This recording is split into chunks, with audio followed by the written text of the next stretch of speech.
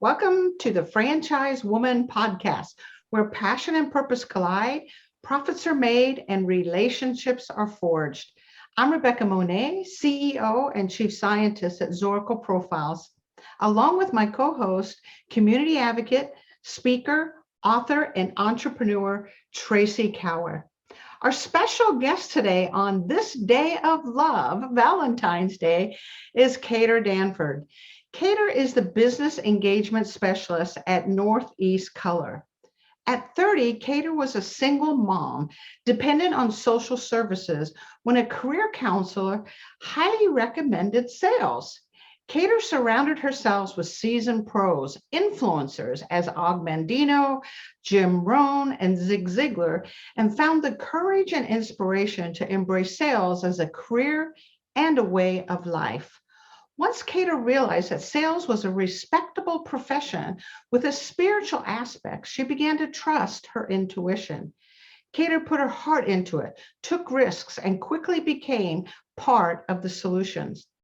Sales is one profession you can excel without a college degree. Within a few years, Kater was independent, happy with options, and bringing in six figures. With an attitude to be of service to strangers, Kater developed strong relationships through listening and gaining trust. The rewards have been many, from being a career-long advocate, helping people get what they need, to the biggest bonus of all, relationships themselves, which is exactly why you are here on Valentine's Day. And I'm so glad you let me talk you into it, because you are the relationship expert in my mind. That's what I've been observing. So thank you for coming on the show today, Kater. I am elated to be here. I'm tickled. Thank you. It's so fun. I've watched you for these last few years, and franchising is it's a difficult space, right? For someone to break into. It takes several years. And from what I've observed, and I've been doing this 30 years, for people to open up to someone new. There's very clicky, and there's the kind of, everybody knows everybody, but you've successfully been able to really move into this space. So is it really as easy as you make it look, that to reach out and engage others within this space? I will say that is a definite no. What goes on behind the scenes sometimes is my hemming and hawing, second guessing myself, wondering what I'm going to say, how am I going to say it? I want to do the right thing. I want to send the right email. I want to title the subject line perfectly. So I'm at an event live. If I'm in a place where there's like forced surface conversations, that is painful for me.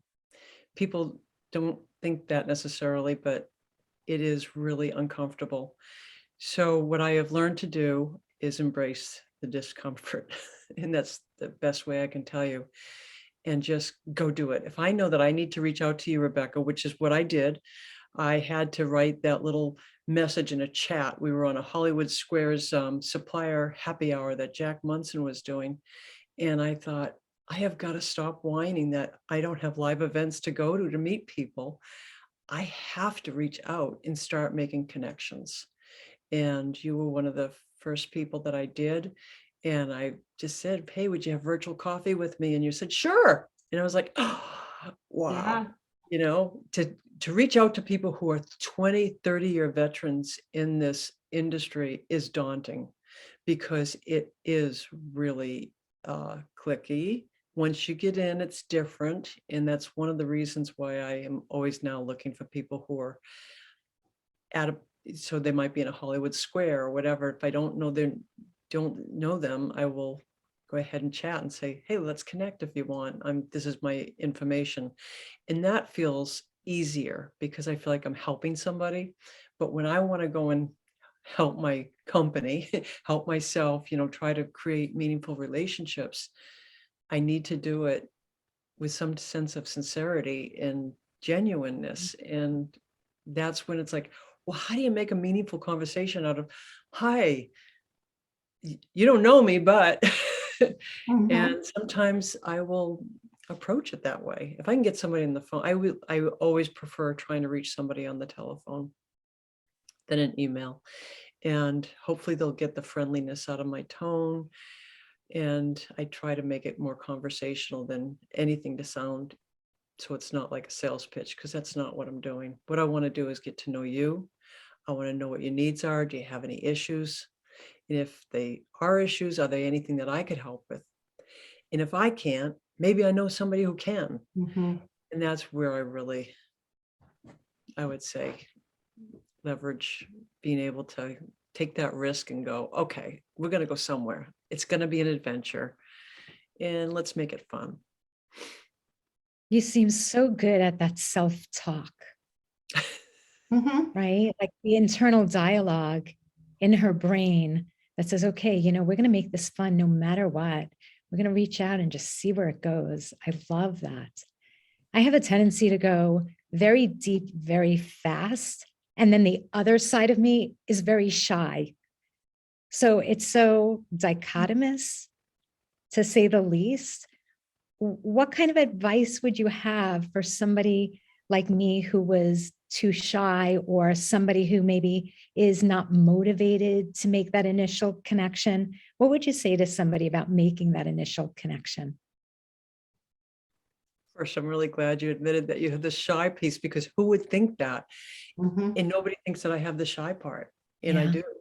Yeah. And sometimes I'll overcompensate by being like, hey, yeah. It's like, what I suggest is get some momentum going, get some good positive self-talk going, because as I mentioned already, I have some doubts and I question myself. But with that, it's like, I've got to get myself aligned again. I go back to thinking about people like Og Mandino, and Jim Rohn, and those people who taught us it's about serving people. And I think to remember what the purpose is, the big purpose. And that Mhm. is one of the things that I loved about Og Mandino is he had these scrolls. And one of them was, I will start each day with love in my heart. And as I reach out to people, I'm going to send them that love before I talk to them. And I don't know if the scroll is exactly like that, but in the parables that expound on it, that's really what it meant.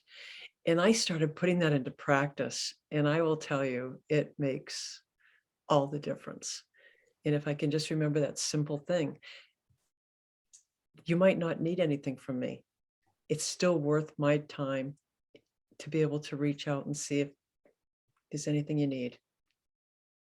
Yeah. So it comes from a place of service and love, which is why we're all wearing red today, on Valentine's Day, is because I do think it kind of comes down to that. When we truly love one another and care for one another, even a stranger, we're called to love them and to serve them. And that's a lot of what I see in you. Many times for me personally, when you've reached out to me, and I would share what was going on in my business or life, you always had a connection, a book, or something that you could offer. If it wasn't just your ears, I mean, your listening skills are impeccable, but you always come from a place of service, which I think behind that, as you pointed out, is a place of love. Um, I guess part of me goes, is it possible to love everybody, to truly send love out in front of you before you go to those meetings? Is it really possible? Oh, for me, it is. And I'm not so sure I believed that in the beginning. So when I think about what it was like in the beginning, I'm sure I asked that same question, Rebecca. Well, I don't know them. How can I love them? It's like, oh, are they a good person? Are they a bad person? What make it? No, love is what I center my life on. It's like some people have God, Jesus, Buddha, whatever. I have love. Mhm. That's my higher power. And yes, I can do that. I think anybody can do that if they're willing. And what happens is the ego just moves aside, and you're not worried about whether you're being rejected. because that's what a lot of people, especially not in sales, view sales as, oh my God, I could never, you've heard this before. I could never deal with that rejection. And it's not personal, but yet I think a universal sense of caring about somebody and wanting to serve it's, for me, it's universal. Agreed. It's amazing. It's amazing. When we think of sales, we think of this hardcore type selling. Mm-hmm. And meanwhile, you come to sales with such intuition and spirituality that who would ever think about those two words being in the sales space? But yet that's what you lead with. And apparently it's working. Working. Working for you. Nice. So if I could shift for a second, did you ever have a time where you had some kind of a challenge or an obstacle, or things weren't going the way you had planned?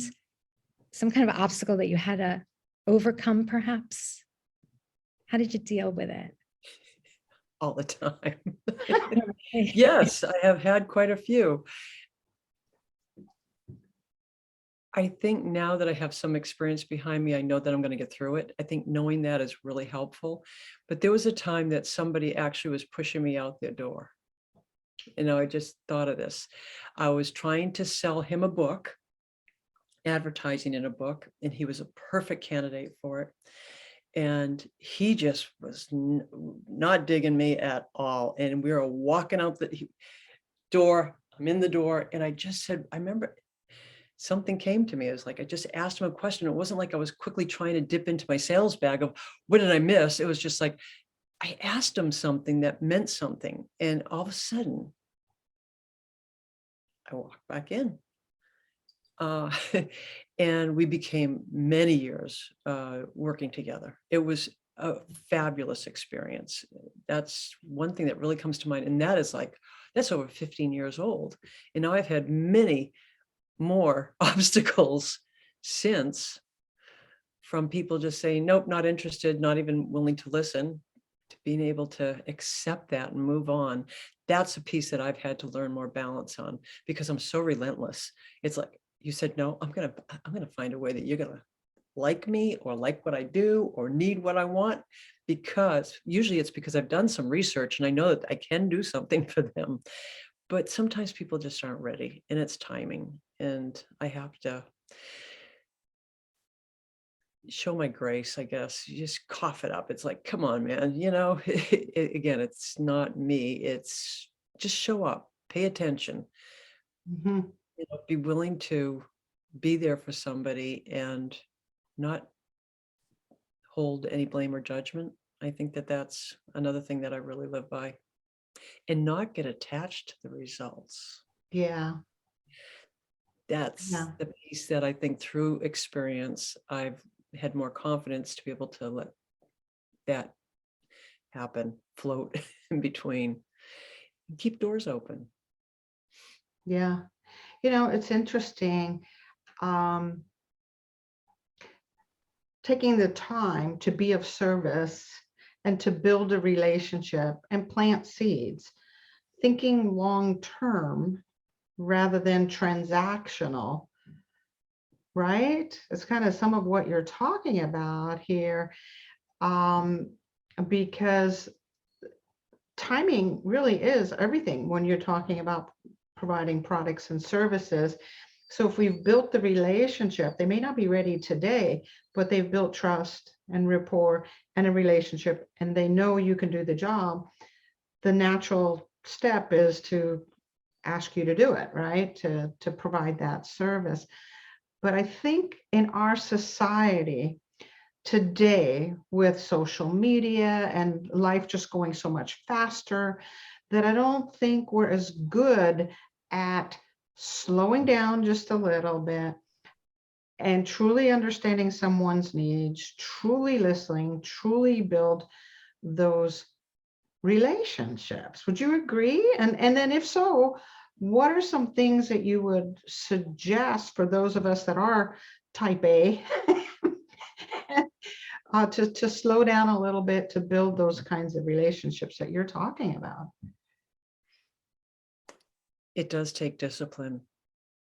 It takes being aware, because I am definitely type A. I'm a million miles an hour. And it's like, what I do not like, what happens sometimes, and I admit that it happens. I'm talking to somebody and all of a sudden I missed it. It's like my brain just went somewhere else. I'm trying to really listen to you. I'm really trying, but yet I'm not trying to think of what I'm going to say next. And that's a very common thing that people will do. I've really worked on that. I will tell you that it's discipline. I have really worked and honed these skills to be able to shut the brain off and try to just keep from worrying about what I'm going to say next. But then when my brain synapses start firing a little bit too fast and I've missed something, I'll try to hopefully catch up. But if I've missed something, I am going to have to say, I am so sorry. I missed this one part. Could you please tell me again? I don't usually have to do that often, but it does happen. And the bottom line is you have to be humble enough to ask. Sometimes I'll be introduced to somebody, I'll remember their name and then I forget it. And then it's like, I'm sorry, could you please tell me your name again? And I'd much rather ask than be awkward because I can't remember, or start stumbling because I get nervous. And I realize that's part of bringing yourself, being your true self and saying, okay, it happens to everybody. That's what even people who are not ADD, or like I'm ADD, but I'm also type A. One thing I've noticed is that during this COVID thing, people who aren't ADD are experiencing this type of activity. So now I'm more equipped because I've been working on it for decades. Yeah. I have an edge. I got some tools. You have an edge, you practiced, right? It's when we talk about this thing called listening, it really is an art and a science kind of combined, and it does require self-discipline, and it requires truly being curious about another human being. And if you're coming from a place like you are, I'm really interested in this person and what they're up to, and you're coming from a place of love and you're coming from a place of service, you're going to listen like many others aren't capable of listening, because you're always looking for, how can I be of service? How can I be of service? And the other thing that I notice with that type of truly active listening is we oftentimes hear what's not being said also, right? A tone of voice or a pace of something or something mentioned that we're going to pick up simply because we're paying attention. You are so right. I mean, body language is what, 60, 70% of communication.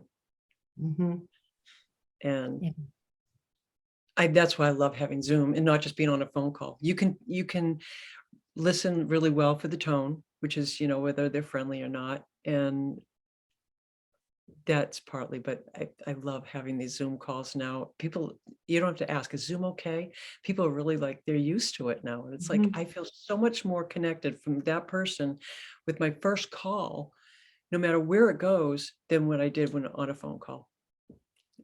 What do you, have you noticed that? Yeah, that's very true. Yeah, being face to face with someone.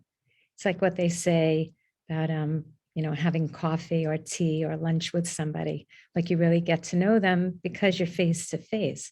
It's not just another phone call, which I'd like to piggyback on something that Rebecca said a little while ago. And she was talking about interactions being more transactional. So just recently I was facilitating an introduction actually with one of my clients and someone new. And the feedback I received afterwards was that my client was very transactional. So I know I have to have the talk with this person. I'm wondering what you would say, Kater, in a situation like this.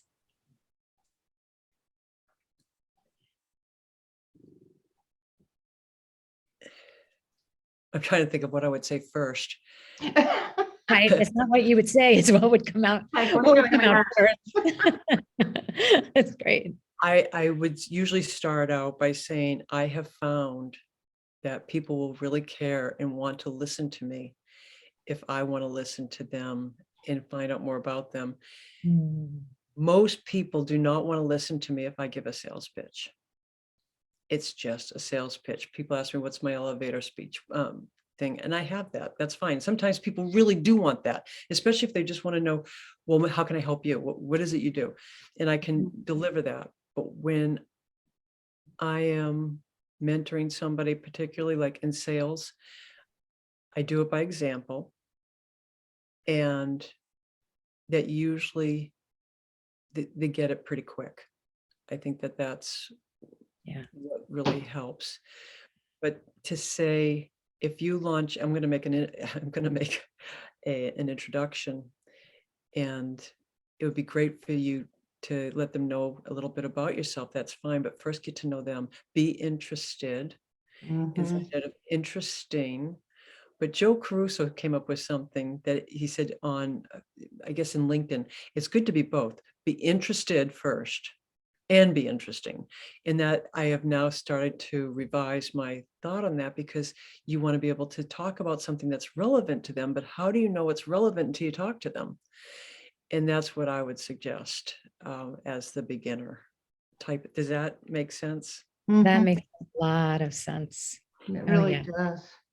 Yeah. Yeah. And I think that's where that intuition and the observer mode comes in too. Because we may not get to know everything in a single conversation. What was it? Zig Ziglar talked frequently about sales is farming, right? We're planting seeds, we're allowing the sun and the rain to come, and we're not going to harvest right away. It's a farming effort. So if we're thinking transactionally, which is what can I get out of this person? There's always an agenda, right? What can I get out of this person? I need a contract, I need a sale, I need to meet my quota, whatever it is. People pick that up. I recently had an experience like that where I'm like, in fact, I was telling Tracy, it just feels like there's an agenda going on. There's an agenda going on, but I couldn't define what the agenda, but it created a distrust. Rather than someone taking the time to get to know me, know my company, know what I see for my future, all things that you are so good at. Because when you reached out to me the first time to do a virtual coffee, being the A type and the bottom line type, I'm like, what does she want? What does she want? And within minutes, Kater, I'm like, it doesn't matter what she wants. I like this woman. That's great. Right? I want to get to know this woman, right? And you gave me that same kind of feel, like you truly wanted to get to know. And when we were done the virtual coffee, I'm like, I don't even know what this woman sells. I don't know. All I know is I want to know her more. I want to know what's up. I want to help her, right? That was the feeling that I left with. And I have a sense that others probably have had similar experiences, no doubt.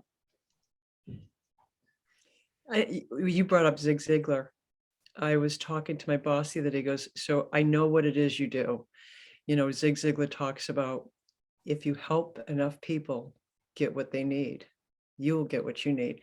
And that's, when he said it to me, yes, I remembered it very much, because that is what Zig's biggest thing is. But I listened to him day in, day out. When you had the tapes in the car, it's like, I took all those folks with me and listened over and over again, but that's what it's about. It's getting to know people, find out how you can help. I am so blessed to be in sales. It's like, I don't know what other career I would have succeeded at. I was in hospitality, I did well in that type of thing. But as far as being a single mom, no college, what am I going to do to support myself? When I took the test, basically, I went for 3 weeks and I did this project with it was the unemployment center. And this career counselor said, after all of it, she goes, you are so lucky. It's obvious what you're good for. And I said, what? And she goes, sales and marketing. And I went, what? It was stronger than that. And I was like, no, because my dad raised me as, don't do sales, it's sleazy, that kind of thing. Again, the car sales, high pressure. It was a phenomenal experience to have somebody say yes, and you can do it. You'd be good at it. And I was doing daycare at the time. I had a mother who was in sales, and she goes, "Oh my gosh, you got to do this. You just got to." The angels started coming together and putting the pieces together. And I was like, okay, I guess we're going to try that. So what would I like to sell? Hardware. I'm really good at hardware. You know, they hired me at Ace Hardware because I was in there all the time. It's like, do you need a job? It's like, sure. And then I started reading the books during my lunchtime. I really wanted to get out there and do the sales that you could come and go. I worked in a restaurant. I remember watching the food guy. He would come and do the order. He was always laughing and smiling, and then he'd leave, and I'm stuck in the kitchen, you know, and I'm like, now I want to do what he does. So yeah, it's a definitely not only a reputable, but it's an honor to do that type of thing. And the company that I work for is phenomenal. I mean, I do want to mention phenomenal. Yeah, they are phenomenal. They're such givers. They are so generous. They really want to see people do well, and they will put the time and investment, including, you know, what they have done with, you know, having our team to be able to produce what you need the best way possible. And it's just been an honor to work for them and grow this business for them. you know, as a salesperson, you are dependent on the individuals that will become the deliverable, the product that they will deliver. So it's got to feel great to know, you have a top quality, right? And you got a team that's going to deliver as promised, if not, you know, even beyond expectation. It's got to feel fabulous to have that. It's incredible. Did you have somebody on, it was your last podcast, you said everybody has an SOB in the place, and we're going to keep this person? Yes, it was your first job, in your HR person. My SOB person, yeah. Right. And I was thinking, who's the SOB at my company? We do not have an SOB. You don't have an SOB? We do not. There's not one person that I would not appreciate. I mean, truly, we're all very different, and we have different gifts, but we do have a higher purpose. And however they believe or whatever, it all comes to being able to show up for our clients. And 21 years with Planet Fitness has really proven that, because there's been so many times that business could have been taken away from us. And we have garnered that trust and nurtured it and done whatever it took, made sizable investments on a handshake. Never was there a contract or an assured thing. And that's how we've operated. And Northeast Color is a stellar company, but the team is what makes it. It is amazing. Yeah. Yeah. They're rock stars. A great fit. Sounds like a great fit for you. Mm-hmm. You know, very integrity, warm, inviting type of environment. Beautiful. Yeah, we got some good things that we're going to pull off. I'm almost 67, and people are wondering, like, so you want your CFE, huh? How long are you going to be around? Well, I'm probably going to be around for another 5 anyway. And I just have in franchising, there's not an old. I mean, maybe no, there isn't. Your later 80s. I don't know. I just feel like I have a ways to go, and I can't see past 5 years. But if I can see, I keep saying 5 years. I said it 2 years ago, but I'm still saying. They are most productive decade is between 60 and 70. Oh, wow. Yeah. And thank you for telling me that. I think some of it, and I want to go back to something you said earlier. I think some of it is because we come to our own. We have nothing to pretend or be or act as or prove at a certain point. And I think we also have discovered not only our talents and our gifting, but some kind of meaning or purpose in life. We're not just doing what we're doing to, you know, pay the mortgage and take care of the children or build an empire. By this time, we are more purpose driven. We are more cause driven. We are more service driven, and we know who we are, which brings me back to something you kind of hit on, but I want to dig a little more deeper in. And that's this word authentic. What is it? And how do you do it? In a world that's pretentious and in front of the camera and social media and one-upsmanship, what is authenticity And how do you do it? I think of authenticity as being real, being transparent. You don't have to tell everybody everything. You know, some people take transparency for a whole nother way. Authentic, oh boy. It's the only way I know how to be. I'm just fortunate that I didn't buy into a lot of stuff. I worked for a company that they used to tease me because I had an old Chevy station wagon. And by then, you know, we were making really good money, and was like, so when are you going to buy a real car? I said, I love this car. I have to schlep stuff in it. It's like I even had extra shocks and leaf springs put into it. It's like, no, I love this thing. And that's when I was in Marin, where there was a lot of people in California at that point with a lot of things that meant a lot to them were things. Mhm. And it's just never, and it's not that I don't want things. I want adventures more than anything, I'll tell you that. I would like an unlimited budget to travel and take people with me. But I don't know, it's what I know. I don't know if, I think you can become more authentic. You got to want to let go of a lot of other stuff, I think. Mhm. Yeah. Yeah. I don't worry about things. I mean, when I was a young mom, I was worried. And I remember shortly, you know, when I was, you know, doing well, when I made the money, I was more than enough. I was like, oh, I'm not going to live up to those things. I never did. I never counted on getting it the same thing next year or the year after. I didn't live above my means. And I just remember stop worrying. So I haven't been worrying for a long time. And again, going back into faith, it's like, so where do I put my faith in? Oh, It's like, yeah. I really do feel taken care of, and I like to take care of other people. Do you think that there was a moment when you just let go? Like, was there a Yeah. spiritual moment that you had that all of a sudden you were like, you know what? I don't have to clutch on to things or concepts. I can just let go. I think when like a really big thing hit me, which would be, you know, the end of a marriage, the reality hit, you know, the covers came off. I think you get reduced. I got reduced to like, oh boy. Luckily, I already had faith, so it wasn't like I had to go find it.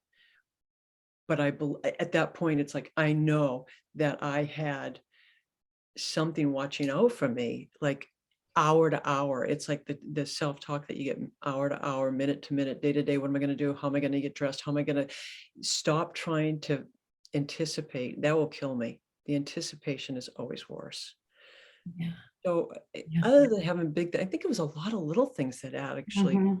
built the strength, the muscle up, so that when big things did happen, it was there.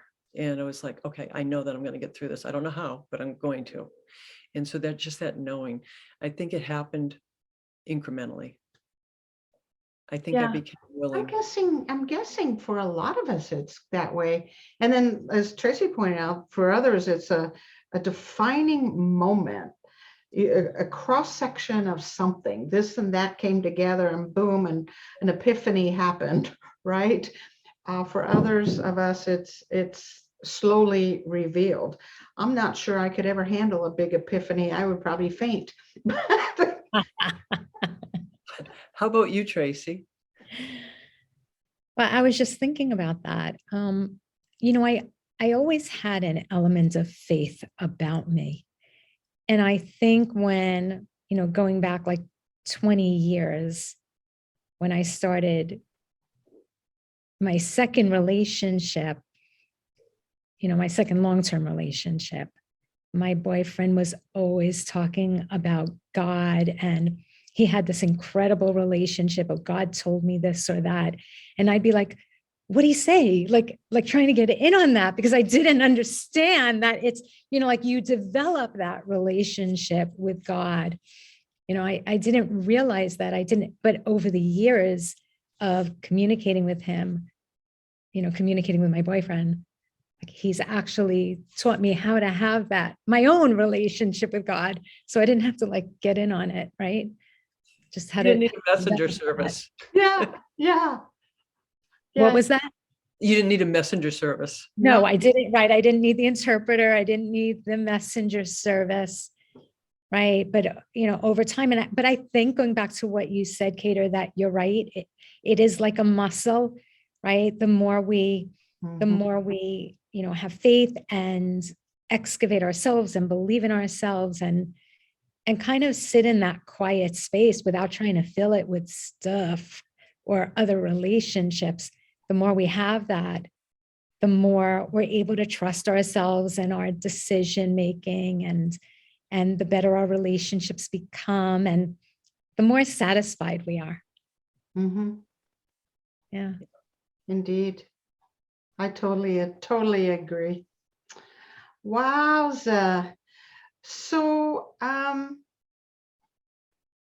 backing up just a little bit, Kater, we got someone, yourself, focused on love going first and always thinking about serving and being your authentic self, no matter the scenario, whether you grew to become that or you always were that way, you're authentically you.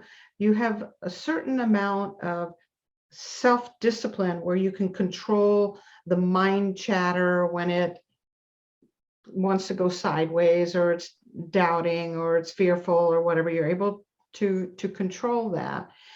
And you also have this beautiful faith of not focusing on the end result. You're focusing on the love and on the service and being you, etc.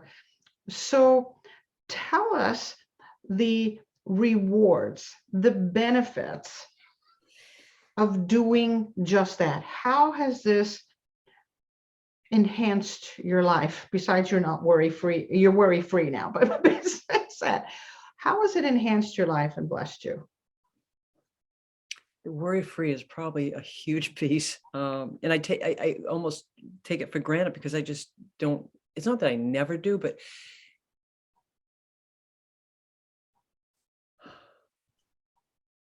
the rewards are endless. Mm-hmm. I like to be by myself. I enjoy myself. Now, for somebody who has ADD and just bounces off other people and other people's energy, almost in an addictive way, I have learned if I cut that cord and just be with myself, I enjoy. I like to pick up this book and read it. Oh my gosh. And you know what? I like going over there and taking a walk. And, I always love going to the beach and taking a walk on the beach. Why do I need somebody else? I can enjoy it with somebody else. So I don't put expectations on other people. So that means I'm less frustrated when they don't go along with me. I mean, I definitely used to be a very pushy. Relentless is still in my DNA. And so, like you said, I have the discipline. I don't always have it. I have enough of it that it's practice that I can call on it when I can see it going out the door. But I think that's also putting a lid on it quicker that I notice things. So I don't regret things. Like I would say that I had some regrets before, and I would go, oh, why did I say that? Even from a conversation to making a really faux pas, move, whatever, doing something really stupid or whatever. Some of the other benefits would be there's success. I've had success in my professional life. Boom. I do the work-life balancing. It's like, I love what I do. So it's like, okay,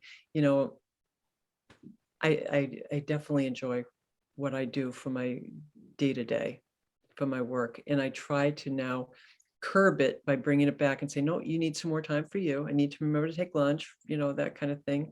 Stop at a certain time, and it's okay. So having limits are really good. I didn't want limits before. I would fight limits. Limits provide me freedom. And so I look at that. I'm happy. You're happy. You're fulfilled. I'm happy. I'm a happy person, and I happen to, if I have a down day or two or three, I don't do that very well, but it's like, okay, it's going to pass. If it lasts a week, it's like, that's really a long time. And I'm just really very fortunate that I do have a happy disposition. But I think the things that I've done to make the changes in my life, to let go of all the stuff that I used to push so hard for. Yeah, I think peace. This is what we all need, right? And where does it start? It starts with love. It starts with relationship. It starts with being authentically ourselves, right? Yes. And mix in some faith with that. We got a recipe for a successful, content, worry-free, fulfilling life. You know, I love to do referral business. That's how I build my business. The best thing I can do is think of who can I introduce you to, and I'm going to go look for somebody if, you know, I don't know who that is, you know, or you can tell me somebody, and I'll go out. I'll go see if I can meet that person and see if they want to meet you. The success that I've received is quite fulfilling. When I get a referral from somebody, that is the best compliment. When somebody's been really happy with what they have and they've told me, it's really nice to know. When I get a note from somebody or somebody writing a review, it's like, oh my gosh, it's working. This is good. We're on the right path. It's validating. I'm not doing it to say, oh yeah, look how good I am. It's like, no, we're on the right path. We're doing the right thing. Because it's like, you know, so where do you find purpose in selling signs? You know, it's like I'm putting frosting on the cake. I'm putting, you know, the extra stuff on the walls that make it look like your brand. There's a lot of meaning there. I don't know. I find that there's really important parts for that. It's really important that people get the right color, the right size, not damaged, on time. You know, it makes for a really happy grand opening when they need it. So I find serving people, no matter how simple it might seem, or it's not a doctor saving lives kind of thing. You know, it's like, it's just, it could be mundane. It's like, okay, it's finding that extra in the ordinary, making things extraordinary. That's beautiful. But it is. Rebecca always says, in franchise, your brand is everything. So I think that is hugely important, right? Absolutely. The signs, the color, the size, the get it there on time. Yeah. Ladies, we could talk about love and relationship and sales and authenticity all night, I think. We're going to have you back, Kater, if you'll, you know, do us the honor down the road. For now, I want to tell you thank you. And also, could you let people know how good they could learn more about Northeast Color, and also how they could connect with you? Sure. I'm on LinkedIn, Kater Danford, and that's Kater. You could email me at kdanford@Northeast Color, and you can call me at 603-766-3723. Or you could text me at 208-818-3343. Hey, texting's the thing now, right? All right, Tracy, you got ask Rebecca. Yeah. So, Tracy, any final words before we sign off? Earlier, Kater was talking about how when somebody says no to her, that she'll find a way. So ever since she said this, I have the song playing in my head, especially in honor of Valentine's Day. And you both can feel free to jump in. I'm gonna make you love me. Yes, I will. Yes, I will. I'm gonna make you love me. Woo. That's it. Happy Valentine's Day. Happy Valentine's Day. Thank you so much. Thank you. Your gift. As are you, sweetheart.